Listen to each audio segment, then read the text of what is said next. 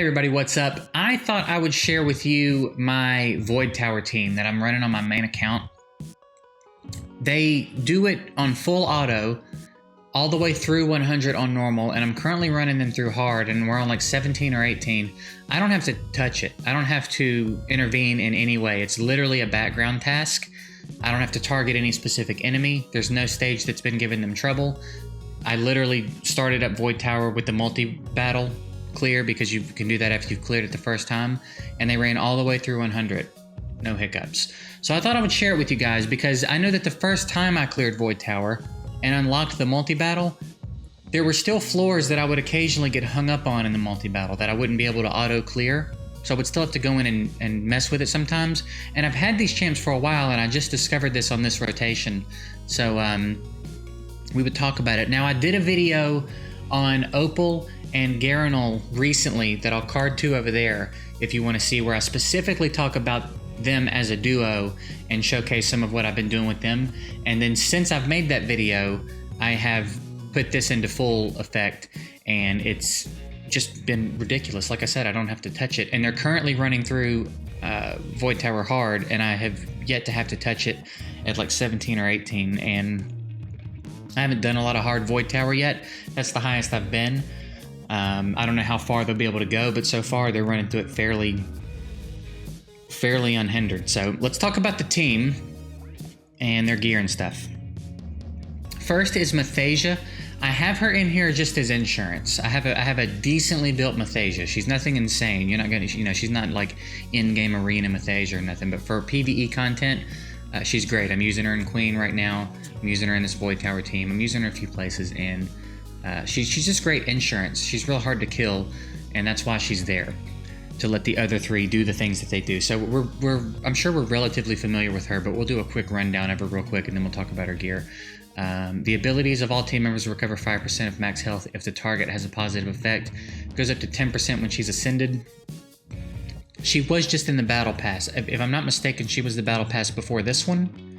I don't know, it all got a little scrambled in the middle of my move, but she was in a recent battle pass. So if you've been around for a little bit, you've probably got a copy of her if you bought the battle pass. It's also possible to get her from your starter summons. When you're newer in the game, they give you that pack where you pull 3 Legos and you get to pick one of them, basically. She's obtainable from there as well. So it's not unthinkable that you would have her. I know she's a legendary, but it's not just, you don't just have to look up and pull her. You actually can obtain her in more than one way if you're around for the battle pass. So that's why I'm not too bent up about putting her in the team, or putting her in the video rather. A1, right, she's got a shield that scales with her max health. She's got the special where she heals and removes all negative effects from them. Again, healing scales on her max health. And then her ultimate is a full team heal and a full team revive, scales with her max health. And it's extended by 2 turns for every ally revived. So if you revive your whole team, it's going to get some extra cooldowns added to it. But again, that's fine. If you need to revive your whole team twice, it might be time to rethink the team, you know what I mean? We do have her fully glyphed and skilled up. As far as her gear, I have her on a revival set and then a broken set. And I have her on the broken set just because they have good stats, right? You don't always have to force a set onto a champ. So we've got her in revival.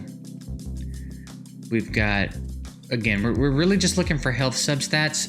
I also wanted some resistance substats where I could get them because I want her resisting stuff in arena where possible. But basically you'll notice there's a theme here. Health is the main stat on everything, and then if we can get it some resistance in the subs, agility is probably not a bad idea. You could throw some speed on her if you wanted. It doesn't really matter. She's really just kind of designed to take hits and protect your team, and if things go real south, bring your team back into the fight, right? But again, that's her contribution. She's just there to keep us healed, keep us cleansed. Sometimes we catch a crowd controller and attack down, and she can take care of that. And then if people start going down, she can bring them back. Again, that's her role. Opal, we'll do a quick overview because I've talked about Opal so much. I've done a dedicated video on her. I did a dedicated video on her and Garanol, and now she's in this video specifically. I'm also doing another video about another champ, but she, of course, is going to make a few appearances in it because she is my favorite champ in the game.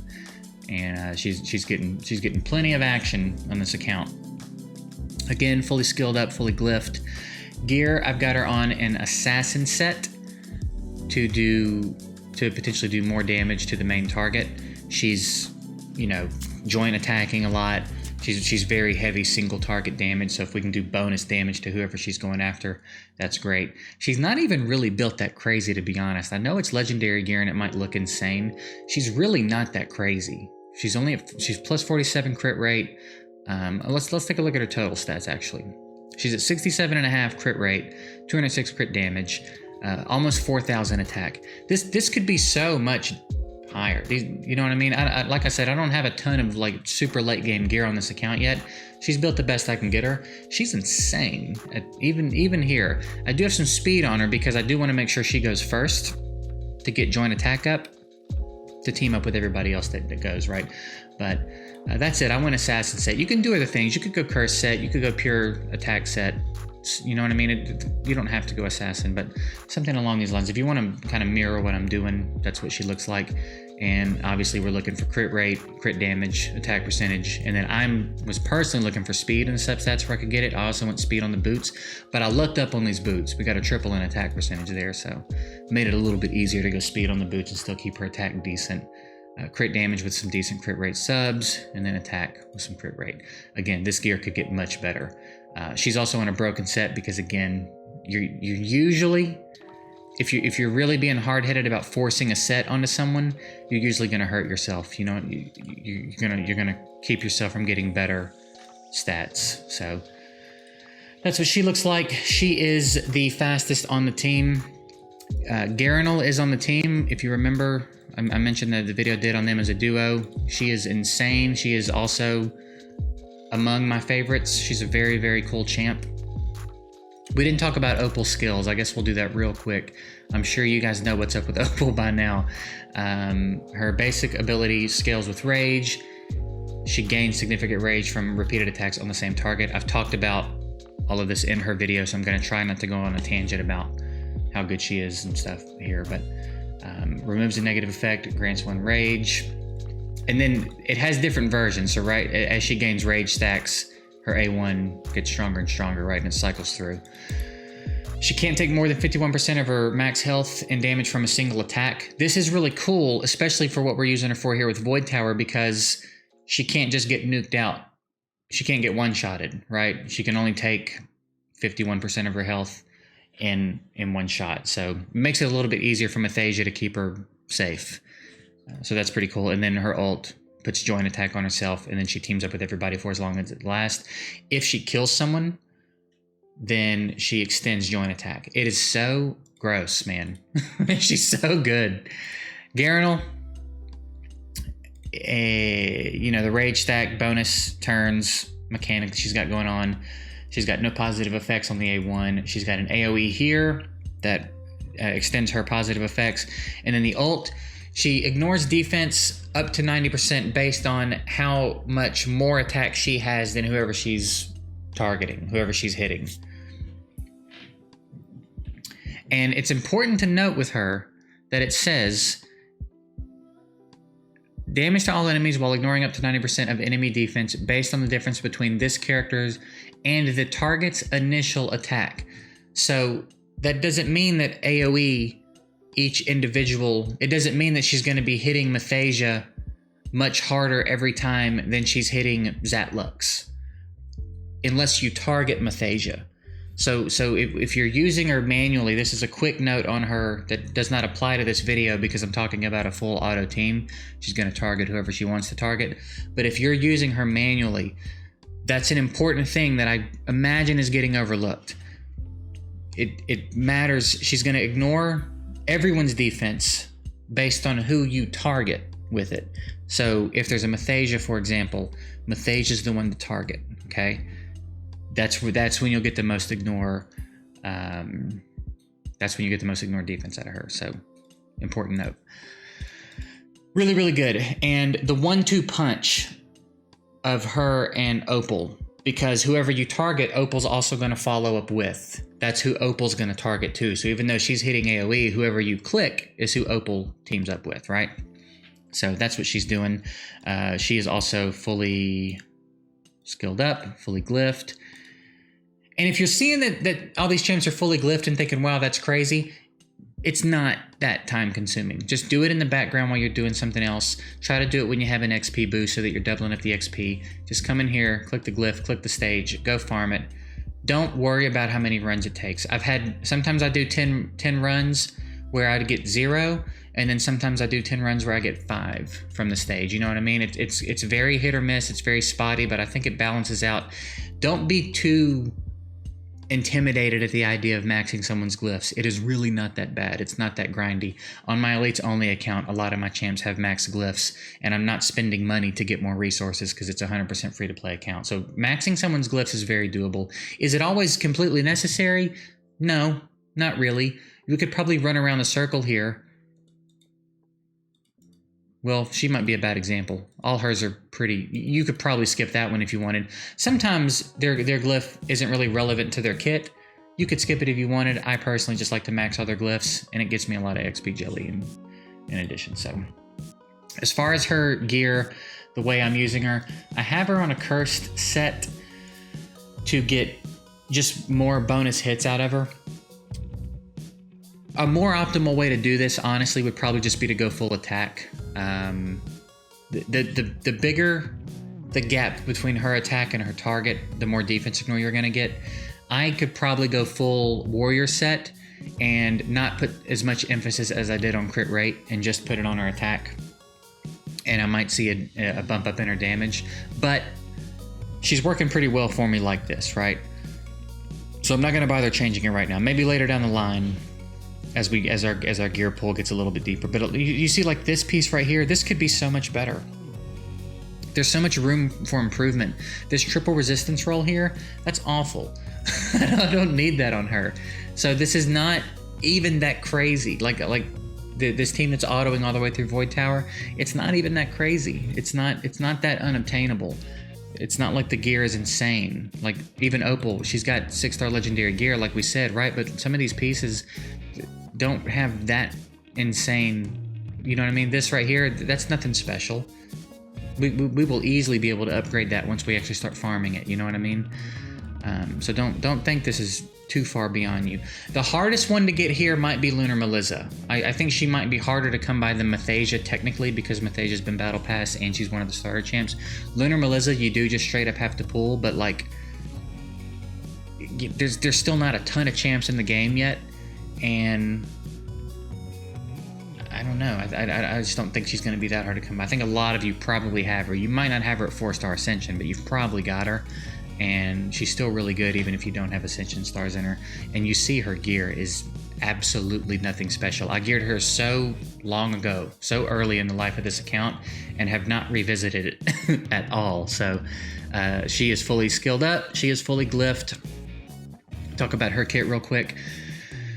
Upon the death of an ally, reduces the cooldown on this character's ultimate by 2 turns when she's ascended. But again, this is not really that big of a deal for what we're talking about here, right?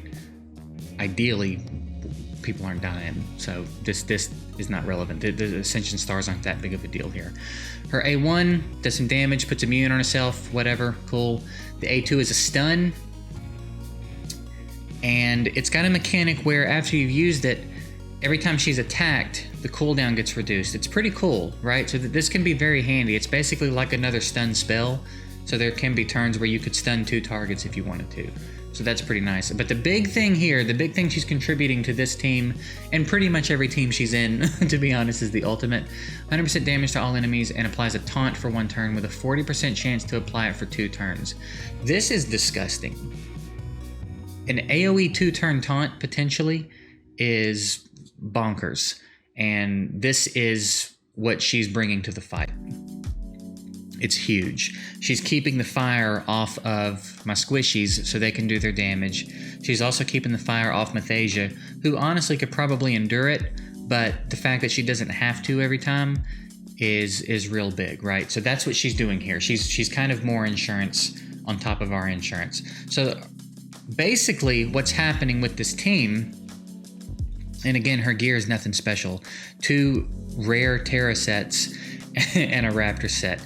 And again, nothing special. You want to make sure you get some focus on her so she doesn't miss the taunt. But like, man, can we please stay connected to the server? Good grief. Focus and health. No focus there, but we got health in the main stat. We got defense there with a little bit of focus. Again, this gear could get so much better. I could probably re-gear her better right now. I just haven't revisited it in so long because I haven't needed to. She's really, really good. And that's the team. Basically what's happening is Mathasia and Lunar Melissa are allowing Opal and Garanel to run all the way through normal Void Tower. Uninterrupted, unhindered, no fails, no me having to start a run over, no me having to target a particular enemy. Even on stage 100, I expected to have to, and I glanced up and it was Jacob. It was just Jacob left with like 30% health. And I was like, well, holy shit, they did the whole thing by themselves. And now they're running through Void Tower hard. I don't believe that they're going to clear Void Tower hard. I'm not under the delusion that that's going to happen. But so far, we're up to 17, and they haven't even almost had a problem yet. So we'll see how far they can get before I have to start intervening and changing the squad up. But I reckon a lot of you probably have these champs. Maybe... I don't know about Opal and Garanel. It's tough. They were banners, so you definitely could have gotten them. You had decent chances to get them. If you do have them, that's the team I'm running. Hopefully it helps you. As far as substitutions go, there might be some. Perhaps you could try like a William in place of Lunar Melissa. Maybe William could help out a little bit. I think if you have Mathasia, it's going to be a lot easier for you than if you don't have Mathasia but you have Lunar Melissa. Right? You could slot in Radira or some other support in Mathasia's spot, but that revive, which I have to assume got used on the way up, is probably really clutch there. Mathasia's healing scale is pretty high. So I think if you have her, you're probably a lot better off. If you don't have Lunar Melissa, there's probably some other options, right? I reckon you could probably throw in a William. Maybe even someone else that's just tanky that could contribute in some way. Gangello could be a decent one. Hakron could probably just make everybody a little bit tankier. He does have a taunt as well. You could try some more damage. Other options. Maybe Yolanda could stand in for Mathasia. There might be some variations, and maybe in time I'll play around with them and see if I can come up with some different versions of this team. That can do Void Tower on auto. But for now, I just wanted to share with you the team that I'm using, and if any of you have it, you can build it. Hopefully this helps you out or inspires you if you have some pieces of the puzzle. But that's it. I'm getting out of here. I appreciate you guys watching, and we'll see you later.